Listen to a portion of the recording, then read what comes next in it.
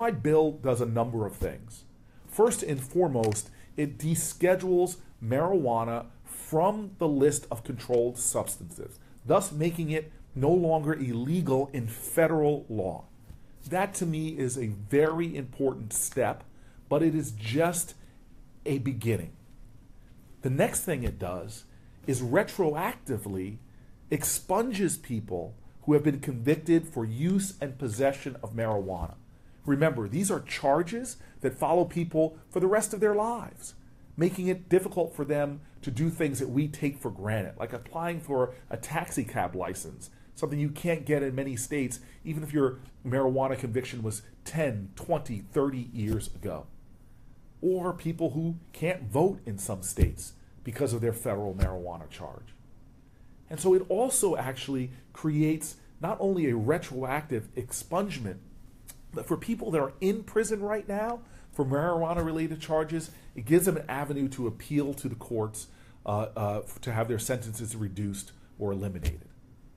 And then finally, because of the punishing of poor people, the wildly disproportionate effect on communities of color, often poor communities themselves, we create incentives for states, an incentive pool for states to change their laws, to stop continuing by enforcing the law in such an unjust manner. We believe that states should be moving in the same way, to legalize marijuana, to end racial disparities in enforcement of marijuana laws, and frankly, to end the disproportionate targeting of poor people. So this bill does a number of things that are critical. It creates not only incentives, but finally, the fourth thing I want you to know about the bill, it creates a community reinvestment fund so that communities who have been disproportionately impacted for decades by marijuana laws, who have been devastated by marijuana laws and their unjust application, that they can apply for community reinvestment funds that would help with a number of things. That could help with job training, reentry services, the expenses related to expungement and convictions, but also investing in things like public libraries and community centers and programs that are dedicated to youth.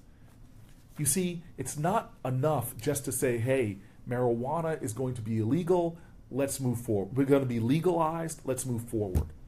This has done serious damage to our communities. It's done serious damage to American families. And we need to make sure that we are not only making it legal on the federal level, not only moving states to do the same, but to start targeting on not only ending the racial disparities in incarceration and the targeting of poor people, but trying to do what I call restorative justice, finding ways to take communities that have been disproportionately impacted and helping them to heal, helping them to recover from what has been the unjust application of the law.